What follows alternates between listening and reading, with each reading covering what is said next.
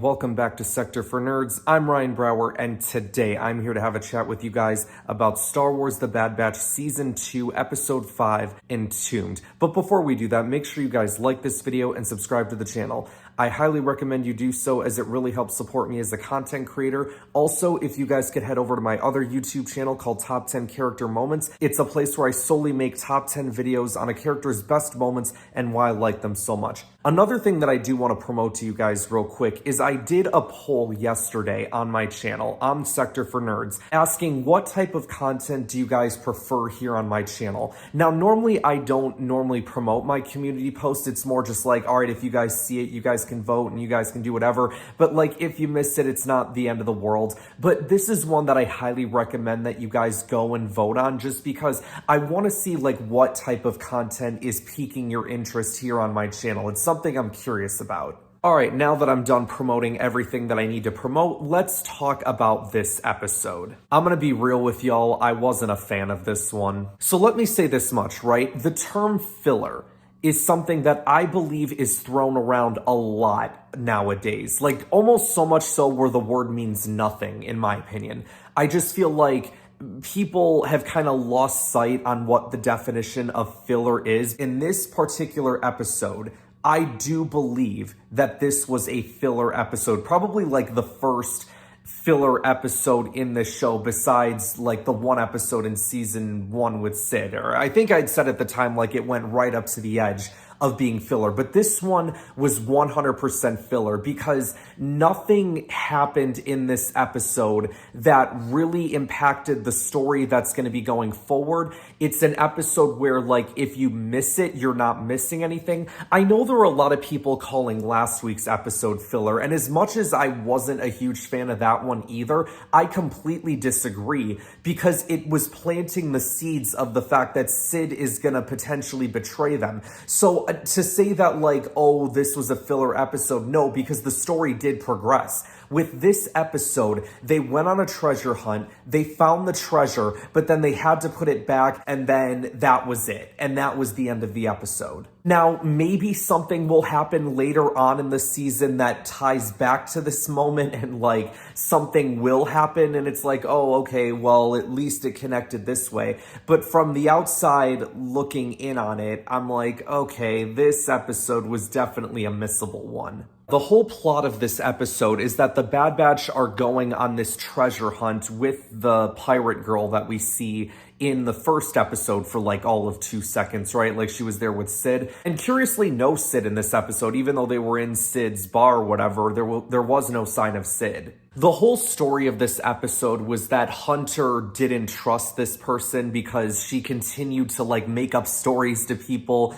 And it's like, all right, she's leading us into a death trap. Like she doesn't know what she's doing. And I feel like for someone like Hunter, who's like a soldier, right? And this is one of the things I did appreciate about the episode, is that it sort of demonstrated like this is the life of a pirate. And she's teaming up with a bunch of soldiers, and they have two completely different lifestyles, right? Like soldiers, you usually always try to have a plan, and you always try to, figure out, all right, what's the best possible strategy for moving forward. But with this treasure hunt and with this pirate lady, and I'm sorry, I forgot to write her name down, but at the end of the day, pirates, it's more about like, finding treasure, having an adventure, having fun, just kind of making stuff up as you go along.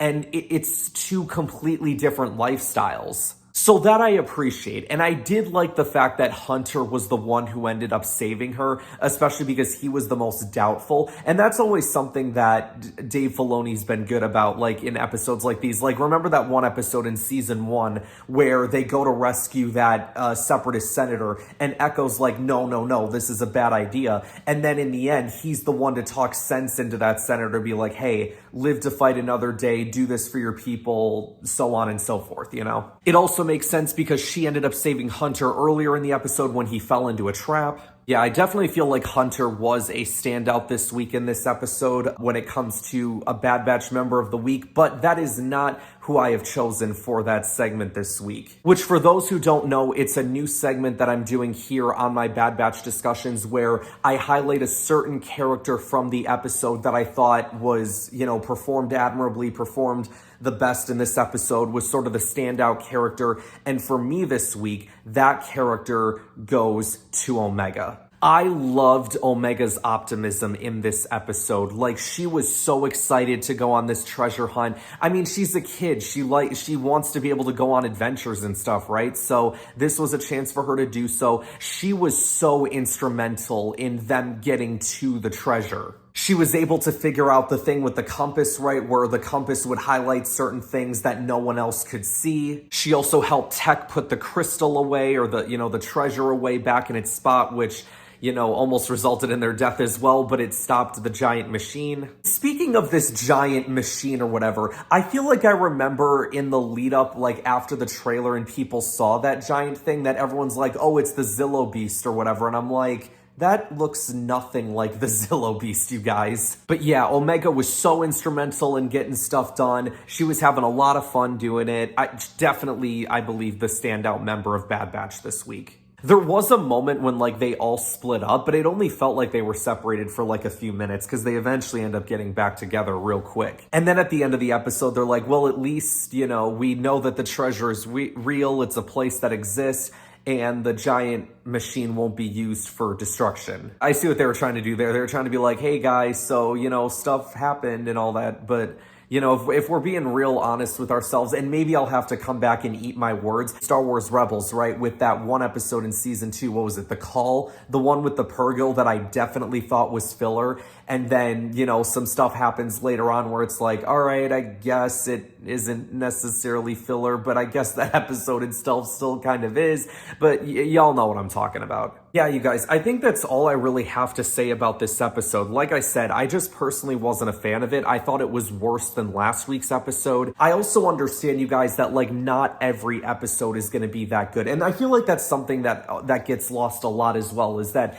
people will always look at a television show and it's like, if every episode is not a, 5 out of 5, instant classic episode, then it's not good. And I don't think it's fair to judge things that way either, because not every episode, and I say this all the time on my channel when I'm doing these reviews, right, when there's episodes that people don't like, it's not every episode can be Twilight of the Apprentice, not every episode can be Twin Sons, not every episode can be The Siege of Mandalore. You're gonna have your instant classic episodes that everybody loves. You're gonna have some maybe filler, or maybe not necessarily filler, but stuff that's close to filler, and stuff that progresses the story a little bit but doesn't progress it too much. But at the same time, you guys, it's just what I do appreciate about the Bad Batch is we get to see them go on new adventures every week, and a lot of times I really enjoy those episodes. And then there's on the rare occasion like this week where I didn't. Next week we have one episode, right? I believe it's called Tribe. I wonder if that's going to be the one with Gunji. Can't wait till they bring Gunji in. And then in 2 weeks time, you guys, we have 2 episodes, so I have a feeling that's going to be a big set of episodes. We're going to probably have some